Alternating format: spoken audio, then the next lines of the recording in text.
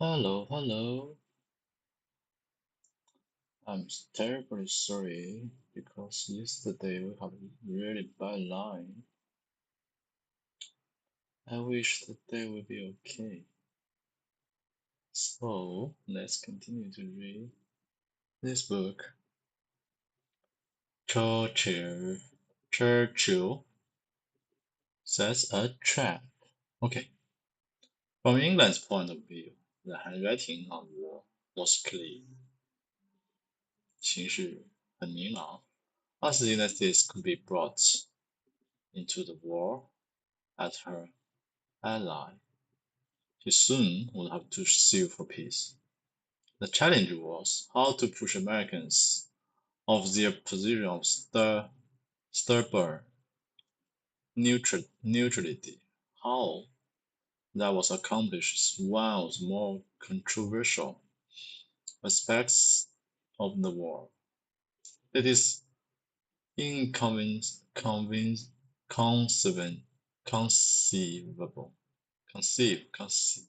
inconceivable to many that English leaders might have deliberately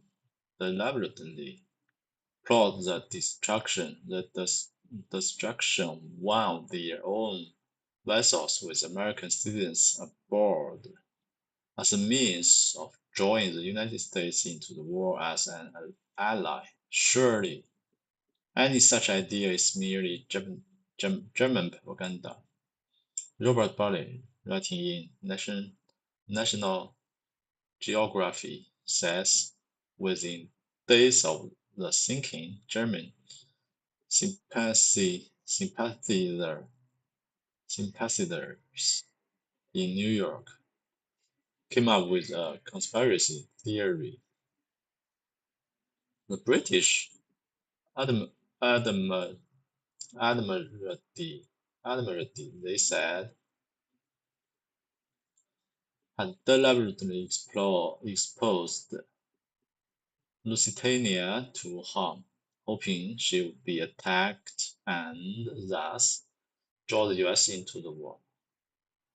Okay, let's take a closer look at this conspiracy theory. Winston Churchill, who was First Lord of the Military at that time, said there are many kinds of maneuvers in war. There are maneuvers in time, in diplomacy, mechanics, in psychology, all of which are removed from the battlefield, but react often decisively upon it. The maneuver which brings an ally into the field is as serviceable as that which wins a great battle. The minority which gains an important strategic point may be less valuable than that which placates or overrules a dangerous neutral.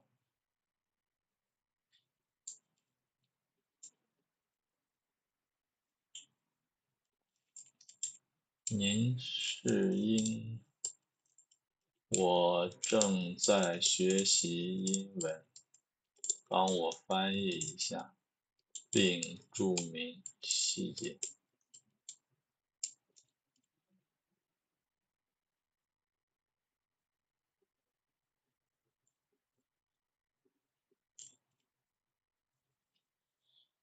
有时间上的、外交上的、机械上的、心理上的，这些策略都远离战场，但常常对战争有积极影响。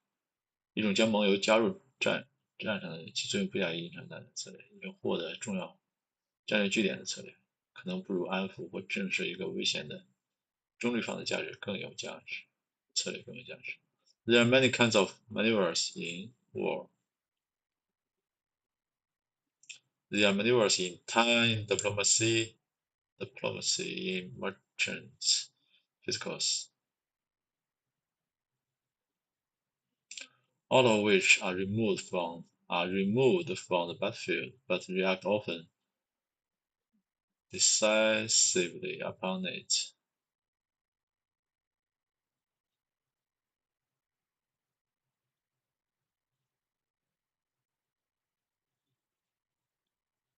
Maneuver which brings an ally into the field is as serviceable as that which wins a great battle.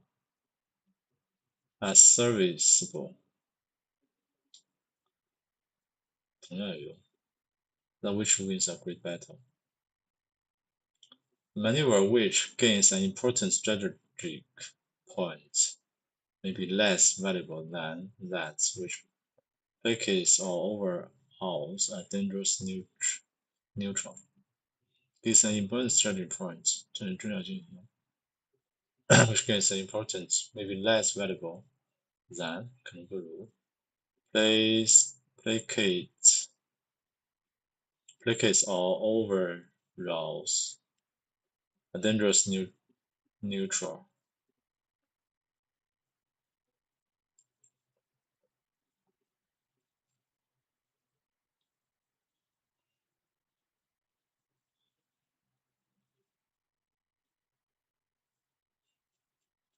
The maneuver chosen by Churchill was particularly ruthless, 残酷的 ruthless, under what was called the Crucial Rules. Warships of both England and Germany gave the crews of unarmed enemy merchant ships a chance to take to the lifeboats before sinking them, but in October of 1914, Churchill issued orders that British merchant ships must no longer obey a U-boat's order to halt and be searched. If they had armament, they were to engage the enemy. If they did not, they were to attempt to ram the sub. The immediate result of this change was to force German U-boats to remain submerged for protection and to simply sink the ships without warning.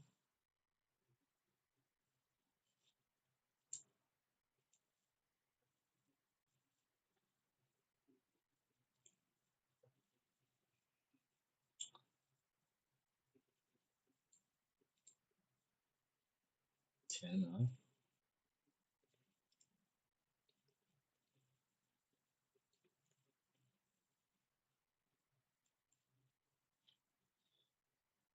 要检测游戏成功，根据 U-boat 巡洋舰规则。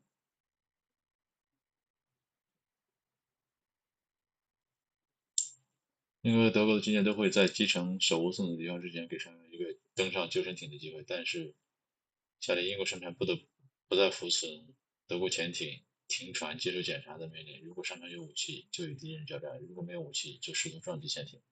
这一改变直接迫使为了自保而保持潜航，并直接击沉沉船，而不发出警告。Under what was called the Crucial Rules, warships of both England and Germany gave the crews of unarmed enemy merchant ships a chance to take the lifeboat before sinking them, but in October, Churchill issued orders that British merchant ships must be no longer obey a U-boat order to halt and be searched.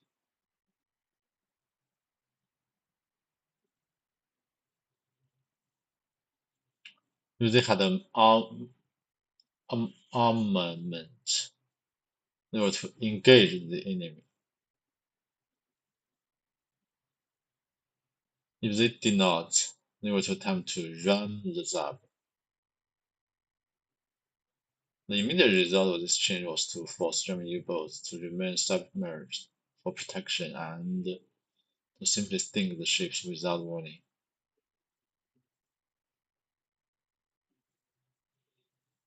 Maneuver, particularly ruthless, cruiser warships of both England and Germany armed and merchant ships took to the lifeboat before sinking them. Churchill issued an order, British merchant ship Hart and be searched. Hot and be searched. Must no longer obey. If they had arm, armament, engage the enemy. If they did not attempt to jam us up, force the enemy for protection, simply sink the ship without warning. 很闹。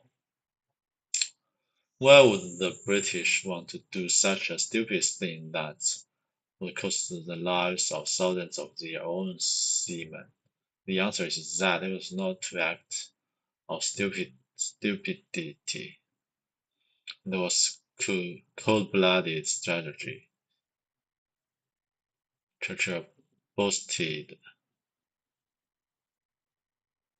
The first British countermove made on my responsibility was to deter the Germans from the first attack. The submerged U-boats had to rely increasingly on underwater attack and thus ran the greater risk of mistaking neutral for British ships and of drawing neutral crews and thus embroiling Germany without their great powers.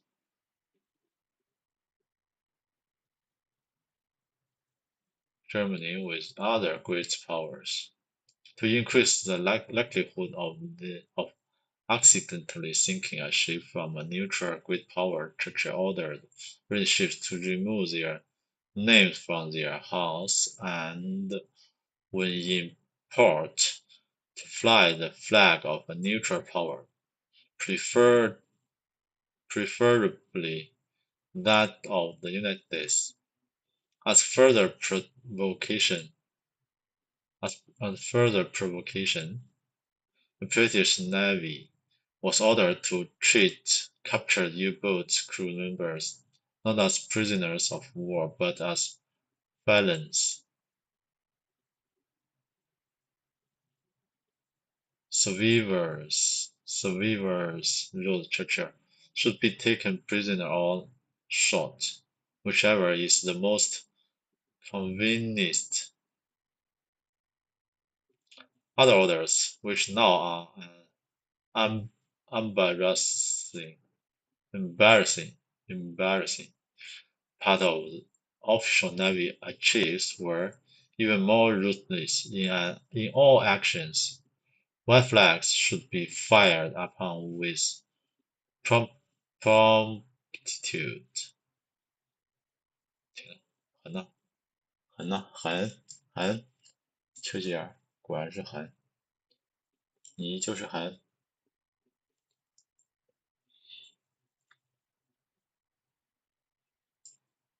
船只从船体上移出船名，并在天光情况中立国的旗帜，最好是我们的旗帜。所以进一步的特性海军被命令将负责德国宣言，不再视为战俘，而视为重罪团军人员。幸存者应该被捕或射杀，无论哪个更方便。其他命令现在已成为最高的或者在实行中，您立即向白旗 remove their flag from their house.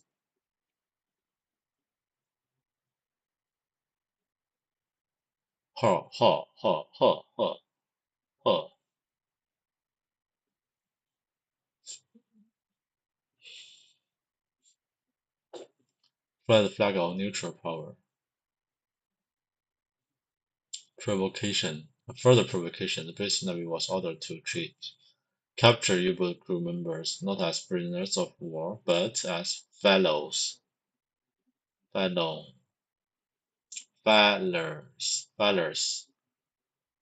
Survivors, which is the most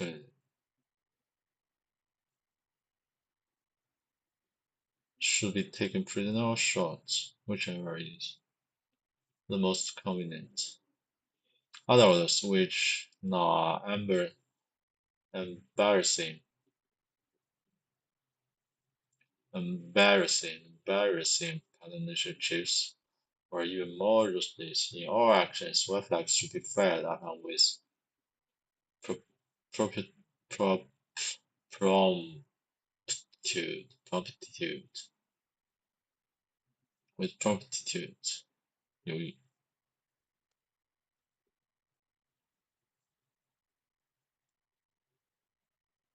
迅速果断 with promptitude, fed upon with promptitude，不择手段。The trap was carefully laid. The German navy was goaded into a position of shoot first and ask questions later, and under those conditions, it was inevitable that American lives would be lost. A floating munition depot, floating munitions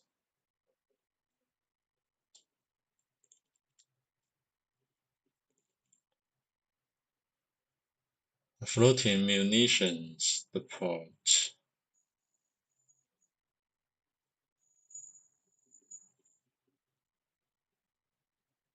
depot, depot，我的天呐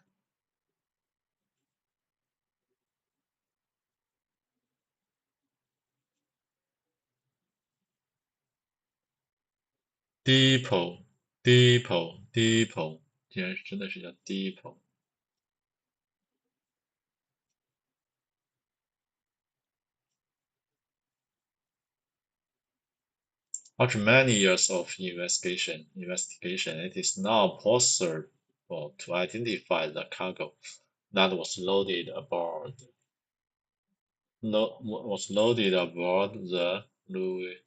Lusitania on her last voyage 航行。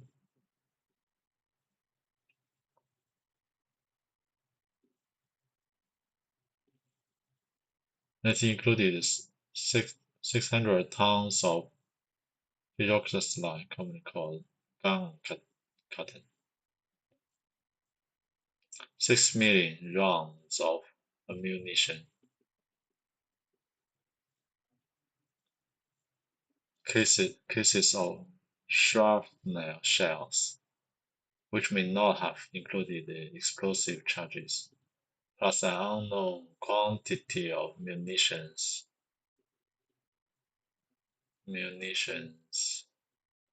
that completely filled the holds on the lowest deck and the trunkways and the passengerways of F deck. In addition, there were many tons of cheese, lard, furs, and other items which were shown later to be falsely labeled. What they were is not now known, but it is certain they were at least contraband, if not outright weapons of war. They were all consigned through the JPMorgan Company, but now this was suspected by the public. Last of all those hapless Americans who unknowingly booked a passage to death for themselves and their families as human decoys in a global game of high finance and low politics. As human decoys,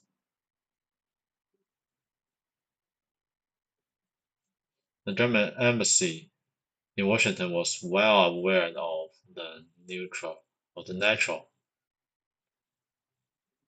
nature of the cargo being loaded aboard. Noticed and filed a formal complaint to the United States government because almost all of it was in direct violation of international neutrality treaties. The response was a flat denial of any knowledge of such cargo, seeing that the Winston administration was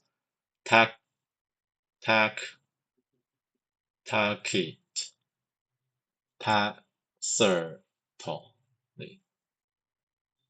approving the shipment.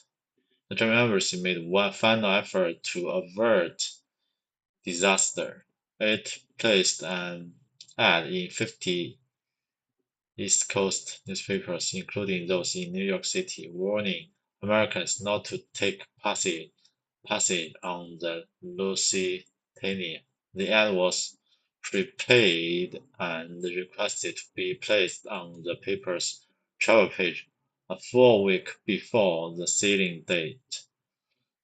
It read as follows: Notice travelers intended to embark on the Atlantic voyage are reminded that a state of war exists between Germany and her allies and Great Britain and her allies, that the zone of war includes the waters adjacent adjacent adjacent adjacent to the British Isles, that in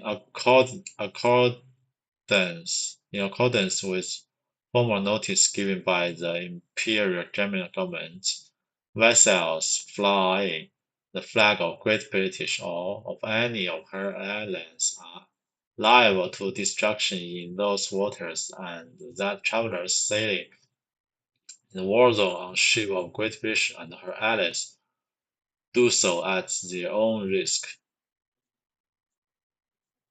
Although the ad was in the hands of newspapers in time for the requested deadline, the State Department intervened, and raising the specter of possibly liable suits frightened the publishers into not printing it without prior clearance from State Department attorneys. Of the 15 newspapers, only the Death Monitor register carried the ads on the requested date. What happened next is described by Simpson. George Verdrick, who was the editor of the German-owned newspaper at that time and who had placed the ads on behalf of the embassy, spent asking the State Department why his advertisements had not been published. Eventually, he managed to obtain an interview with Secretary of State William Jennings Bryan and pointed out to him that on all but one of her wartime voyages, the Lusitania had carried munitions. He produced copies of her supplementary manifests, which were open to public inspection at the collector's office. More important, he informed the bride, no fewer than 6 million rounds of ammunition were due to be shipped on the Lusitania. The following Friday was, and could be seen at that moment, being loaded on pier. Brian picked up the telephone and cleared the publication of the advertisement. He promised Variac that he would endeavor to pursue the president publicly to warn Americans not to travel. No such warning was issued by the president, but there can be no doubt that President Wilson was told of the character of the cargo destined for the Lusitania. He did nothing, but was to concede on the day he was told of her sinking that his foreknowledge had given him many sleepless hours. It is probably true that Wilson was a pacifist, pacifist at heart, but it is equally certain that he was not entirely the master of his own destiny. He was a transplanted college professor from the ivy-covered walls of Princeton, an internationalist at heart who dreamed of helping to create a world government and to usher in a usher usher usher in 迎接 usher out 直接 usher in millennial peace. But he found himself surrounded by and dependent upon men of strong wills, astute, politic, astute, astute, astute, astute political aptitudes,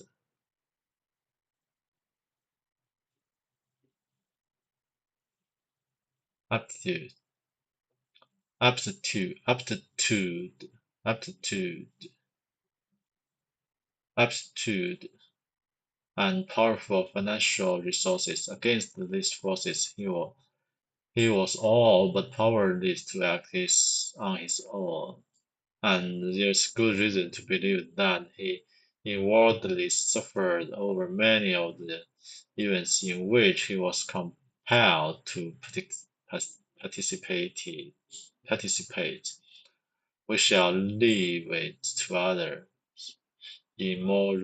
moralize about a man who, by his deliberate refusal to warn his countrymen of their mortal perils,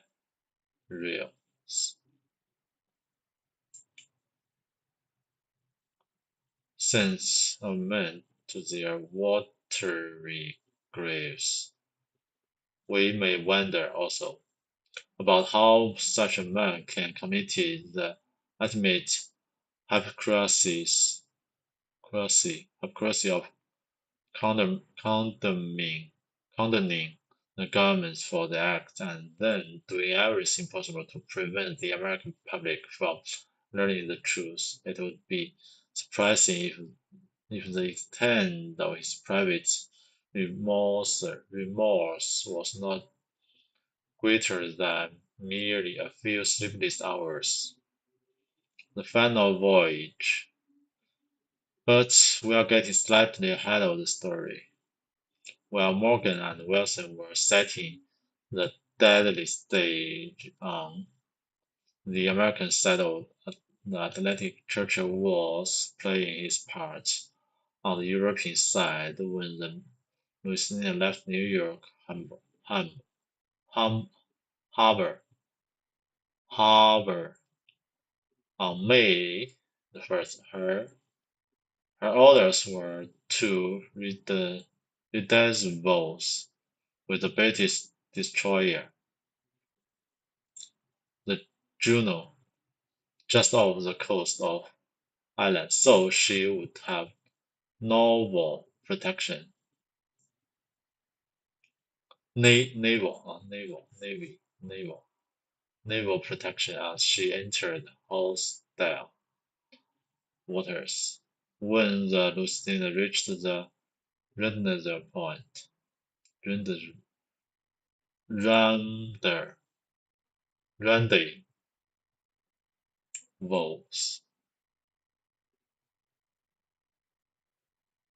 rendezvous, rendezvous, rendezvous, rendezvous point, rendezvous，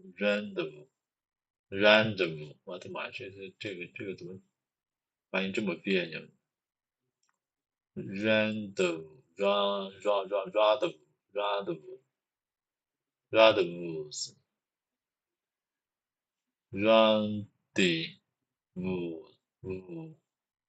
rendezvous, rendezvous point. However, she was alone, and the captain assumed they had missed each other in the fog. In truth, the June had been called out of the area at the last minute and ordered to return to Queenstown. And this was done with the full knowledge that the noise linear was on a direct course into an area where German submarine was known to be operating. To make matters worse, the Lusitania had been ordered to cut back on the use of kale, not because of shortages, but because it would be less expensive. Slow targets, of course, are much easier to hit, yet she was required to shut down one of her four boilers and consequently was now entering submarine-infested waters at only of her potential speed. As the listener drew closer to hostile water, everyone knew she was in grave danger.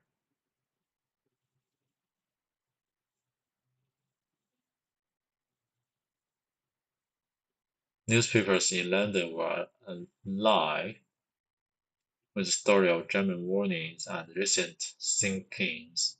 In the map room of the British Administrator, Churchill watched the play unfold and coldly called the shots. Small discs marked small discs marked the place where two ships had been torpedoed the day before. A circle indicated the area within which the U-boats must still be operating. A large disk represented the Lusitania traveling at 19 knots directly into the circle, yet nothing was done to help her. Admiral Cook at Queenstown was given perfunctory instructions to protect her as best he could, but he had no means to do so, and in fact, no one even bothered to notify the captain of the listener that the rendezvous with the journal had been cancelled. One of the officers present in the high command map room on that fateful day was Commander Josiah Newsey, who previously had been called upon by Churchill to submit a paper on what would be the political results of liner, an ocean liner being sunk with American passengers aboard. He left the room in disgust at the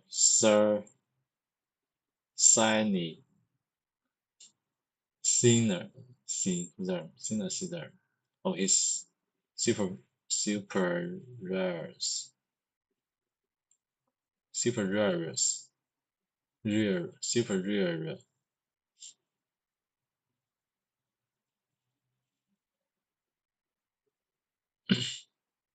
Afraid of the seas, he ruled without further comment. The listener was sent at considerably reduced speed into an area where a U-boat was known to be waiting and with her escorts withdrawn. Escorts withdrawn.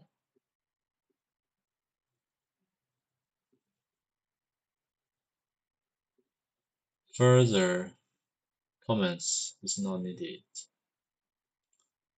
Colonial House was in England at that time, and on the day of the sinking was scheduled to have an audience with King George V. He was accompanied by Sir Edward Grey, and on the way Sir Grey asked him, "What will America do if the Germans sink an ocean liner with American passengers on board?" As recorded in House diaries, he replied, "I told him if These were done. A flame of indignation, indignation, a flame of indignation would sweep America, which would in itself probably carry us into the war. Once at Buckingham Palace, King George also brought up the subject and was even more specific about the possible target. He asked, suppose they should sink the Louisiana with American passengers on board. A mighty explosion, a watery grave.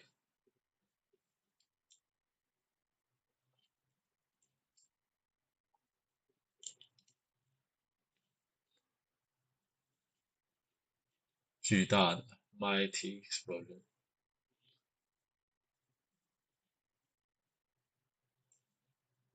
grave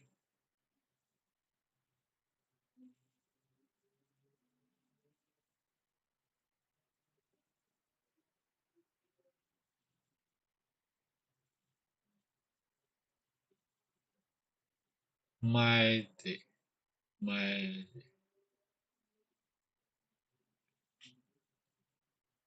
watery grave.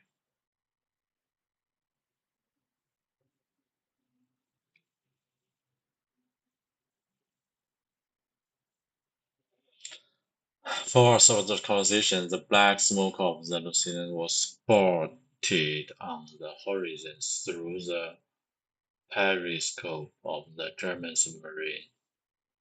Periscope. Periscope. U-20. The ship came directly toward the U-boat, allowing it to full throttle out of her path and swing around for a 90-degree shot on her bow as she passed only yards away. The torpedo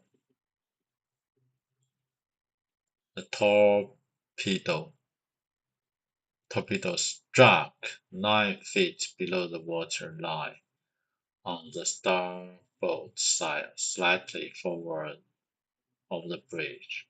A second torpedo was readied but not needed quickly after the explosion of the impact.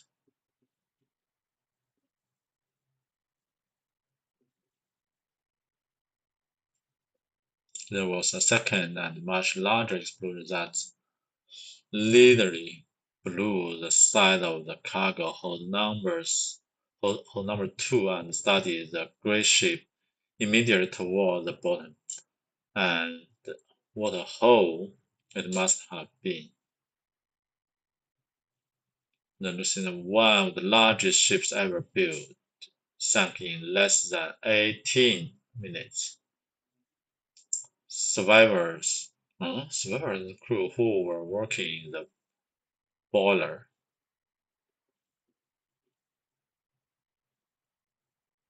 rooms during the attack have attested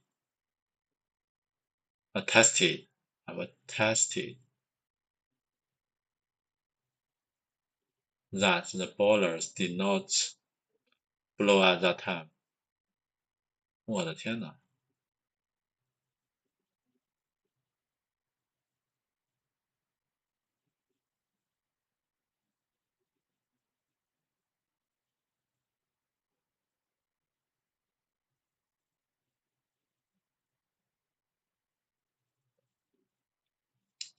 ！The G torpedo had failed to blow in the inner bulkhead of number 1 boiler room, but just further forward something blew out most of the bottom of the bow of the ship. It may have been the Bestman Company's 30-inch shells, the 6 million rounds of rifle ammunition, or the highly dubious contents of the bales of wafers or the small 40-pound boxes of cheese. Divers who have been down to the wreck unanimously testified that the bow was blas- blasted by a massive internal explosion. The large pieces of the bow plating, backed from buckle the- from the inside, are to be found some distance from the hull.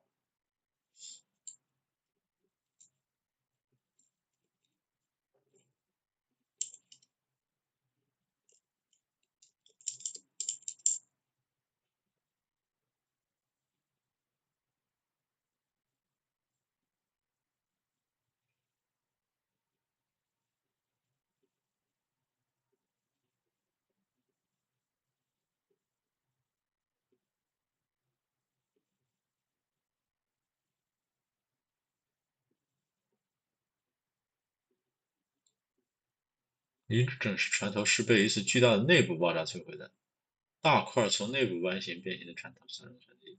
哦，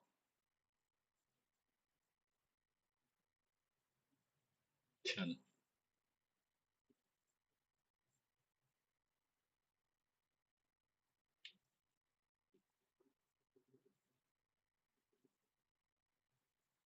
都 plating 传授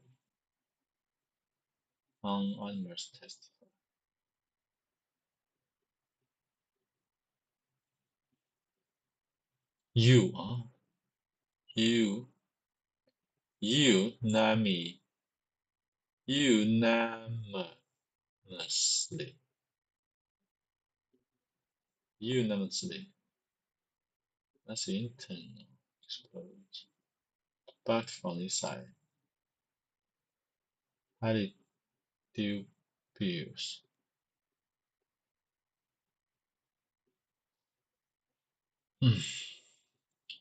When a search team from the Woods Hole Oceanography Institute surveyed the wreckage in the summer of 1993, they reported, when our cameras swept across the hold, we got a big surprise. There was no hole. We found no evidence that the torpedo had detonated an explosion, undermined one theory of why the liner sank. Undetermined. They declined to share the team's surprise. Photographs show that the wreck is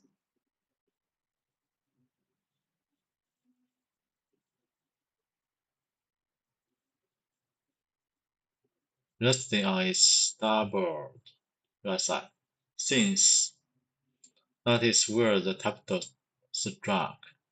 It's logical that the hole would not be visible. It would be on the side buried in the ocean floor. The team reported that they were able to inspect only part of the hole's underside. That is because most of it, plus the entire starboard side, is buried in the muck, since the torpedo struck only 9 feet below the waterline. The hole would not logically be anywhere near the bottom of the hole, but at the point midway between the main deck and the bottom. In other words, it would be at the midpoint of the side that's now facing down. Failure to see the hole does not undermine the theory of internal explosion. It is exactly what one would expect. In any event, it would be obvious that the listener would not have gone to the bottom in 80 minutes without a hole somewhere. Even the search team had to acknowledge that fact indirectly where it addressed the question of what might have caused the second explosion. In an obvious effort to avoid giving support to a conspiracy theory, the report concluded that the explosion probably was caused not by munitions but by coal dust. In the final a- analysis, it makes little difference whether the explosion was caused by munitions or coal dust. The fact that it could have been caused by munitions is sufficient for the case. A hurried corrupt. An official inquiry under the direction of Lord Mercy was held to determine the facts of the sinking and to place the blame. There was rigged affair from the beginning. All evidence and testimony was carefully pre-screened to make sure that nothing was admitted into the record which would reveal duplicate, duplicity on the part of British or American officials. Among the papers submitted to Law Mercy prior to the hearings was one from Captain Richard Webb, one of the men chosen by the Navy to assist in the cover-up. It read, directly by the Board of Admiralty to inform you that it's considered politically expedient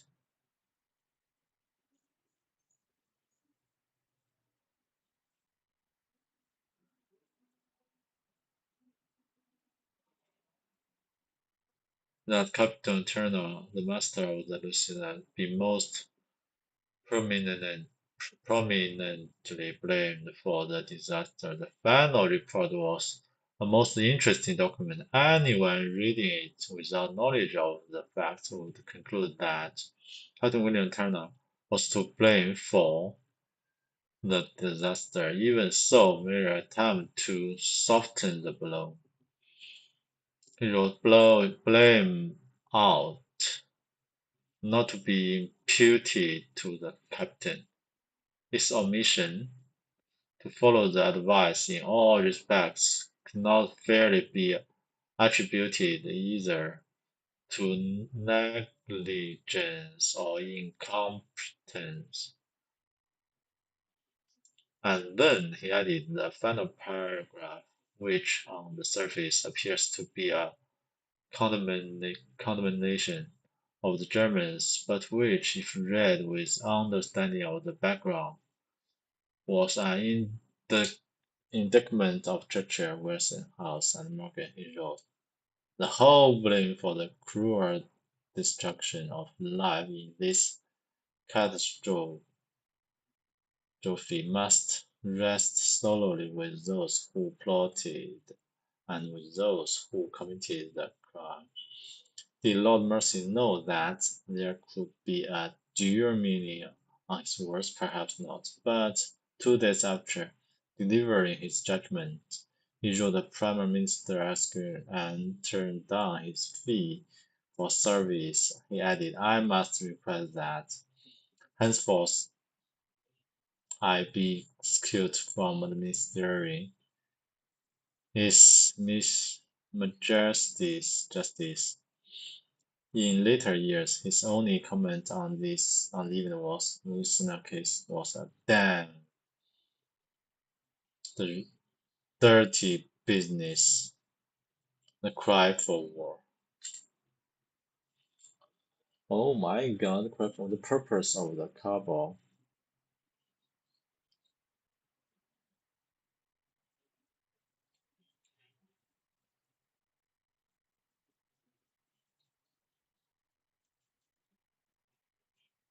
Summary, okay. Okay, that's all for today.